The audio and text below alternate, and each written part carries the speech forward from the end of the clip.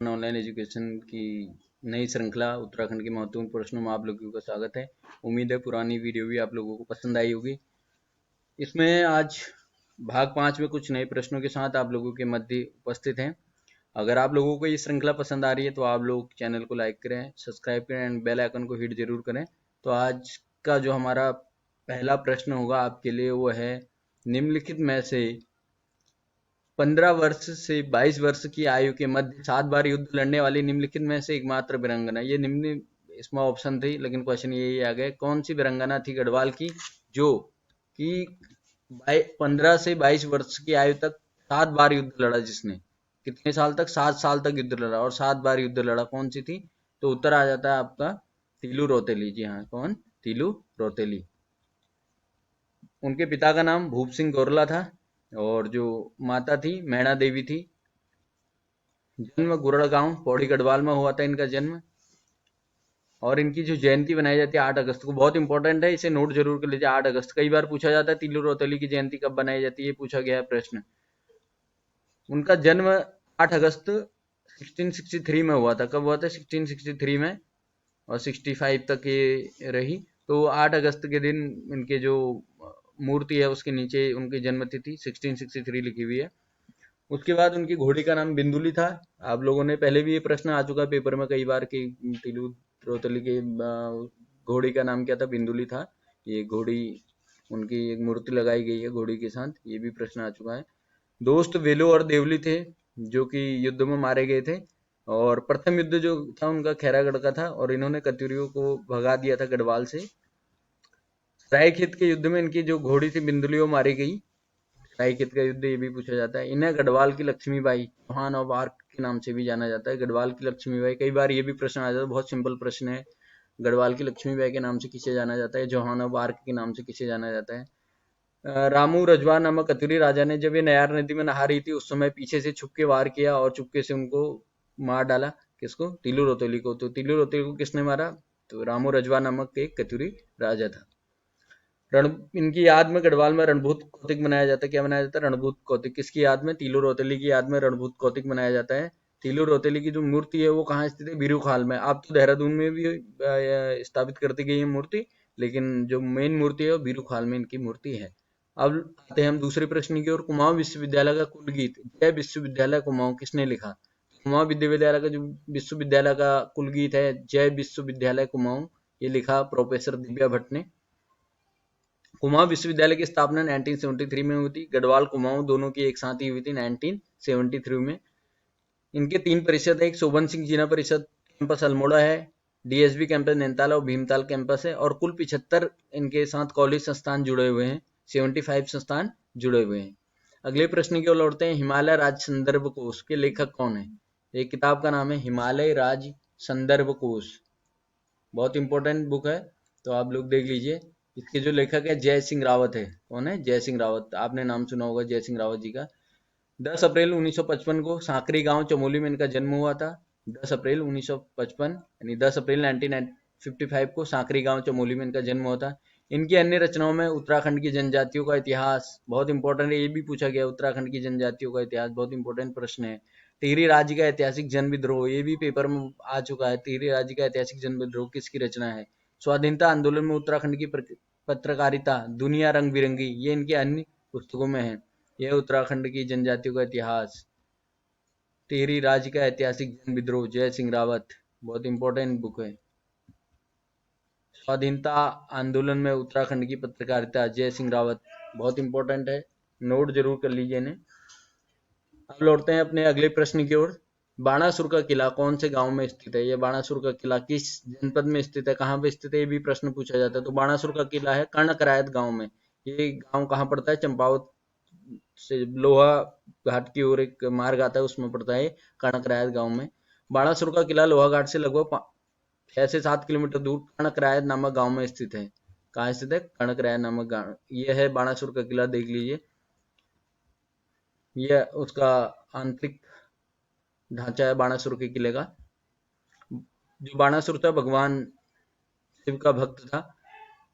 इसे वनसुर का किला भी कहा जाता है, जो स्थानीय कर्णकरायत का किला भी कहते हैं, या वनसुर का किला भी स्थानीय लोग इसे कहते हैं। इस किले का निर्माण राजा बलि के सबसे बड़े पुत्र बाणासुर की याद में किया गया था, क्योंकि भगवान कृष्ण द्वारा यहाँ उसकी हत्या कर दी गई थी। जब बाणासुर ने कृष्ण के पोते अनिरुद्ध को मारने की कोशिश की थी, जब बाणासुर ने क्या किया था, कृष्ण के पोते अनिरुद्ध को मारने की कोशिश की थी, तब जाके कृष्ण ने बाणासुर का वध कर दिया था, और इसी की याद में यहाँ पर बाणासुर का किला बनाया गया।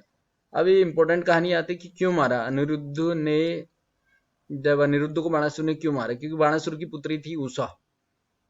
उषा ने अनिरुद्ध से प्रेम विवाह कर लिया था और भाग के चले गए थे रुद्रप्रयाग के एक स्थान पे, जहां आज ऊखीमठ कहते हैं। वहीं स्थित है उषा अनिरुद्ध मंदिर। कहाँ स्थित है, ये भी प्रश्न आ चुका है। उषा अनिरुद्ध मंदिर कहाँ स्थित है, रुद्रप्रयाग में। और उषा अनिरुद्ध के नाम पे ही उसका नाम ऊखीमठ पड़ा, भगवान केदार की जहाँ शीतकालीन पूजा होती है, ऊखीमठ। तो ये भी प्रश्न आ चुका है। बाणासुर अनिरुद्ध को मारने के लिए उसके पीछा कर रहे थे, तो भगवान कृष्ण ने अवतार होके बाणासुर का वध कर दिया था। अब लौटते हैं अपने अगले प्रश्न की ओर। अगला प्रश्न है, वीरेंद्र डंगवाल को साहित्य अकादमी पुरस्कार उनके किस पुस्तक के लिए दिया गया। जो वीरेंद्र डंगवाल है, उनके साहित्य अकादमी पुरस्कार किस पुस्तक के लिए दिया गया, ये आप लोगों को पता ही होगा। ये दिया गया दुष्चक्र में सृष्टा के लिए। दुष्चक्र में सृष्टा 2002 में ये उन्होंने पुस्तक लिखी थी। वीरेंद्र डंगवाल का जन्म 5 अगस्त 1947 को कीर्तिनगर टिहरी गढ़वाल में हुआ था। कीर्तिनगर उस समय टिहरी रियासत का ये भाग था, कीर्तिनगर। तो ये है वीरेंद्र डंगवाल जी। इनकी याद में इन्होंने अपनी शिक्षा दीक्षा बरेली में संपन्न करी। तो बरेली में एक चौक का नाम इनके नाम पर रखा गया हुआ है। वीरेंद्र डंगवाल की स्मृति में चौक बनाया गया, अभी इसी साल बना। और ये हैं हमारे बटरोही जी, जो उसका लोकार्पण कर रहे हैं। इनकी कविता संग्रह में इसी दुनिया में शाही ताल कवि ने कहा बहुत इंपॉर्टेंट है। 2004 में इनको साहित्य अकादमी पुरस्कार मिला। कब मिला, 2004 में साहित्य अकादमी पुरस्कार। और कौन सी पुस्तक के लिए, दुष्चक्र में शिष्टा के लिए 2002 में लिखी गई थी। अगला प्रश्न, ऐठान का प्रसिद्ध भगवती मंदिर किस जनपद में स्थित है। बहुत इंपॉर्टेंट प्रश्न हो जाता है। ऐठान का प्रसिद्ध भगवती मंदिर किस जनपद में है, यह बागेश्वर जनपद में स्थित है। ऐठान का भगवती मंदिर बागेश्वर का प्रसिद्ध मंदिर है। इस मंदिर के नाम पर बागेश्वर में मेला भी लगता है। तो कभी आएगा ऐठान का मेला कहाँ लगता है, बागेश्वर में लगता है। और ऐठान का प्रसिद्ध भगवती मंदिर कहाँ स्थित है, वो भी बागेश्वर में स्थित है। अगला प्रश्न देखते हैं, उत्तराखंड में किस जनपद में खैटखाल मंदिर स्थित है। तो टिहरी जनपद में स्थित है। टिहरी जनपद का खैटखाल मंदिर खैट पर्वत पर स्थित है। किस पर्वत पर, खैटखाल मंदिर कहाँ स्थित है, खैट पर्वत पर ही स्थित है। यह है खैट पर्वत, आप लोग देख सकते हैं, बहुत विहंगम प्रसिद्ध खैट पर्वत। इसे परियों का देश भी कहा जाता है। उत्तराखंड सरकार के गाइडलाइन में भी, या उत्तराखंड सरकार ने जो यहाँ पे बैनर लगा रखे हैं, उसमें भी परियों का देश कहा गया, होल्डिंग्स में परियों का देश लिखा गया है। ये है वहाँ का, इधर ही खैटखाल मंदिर स्थित है।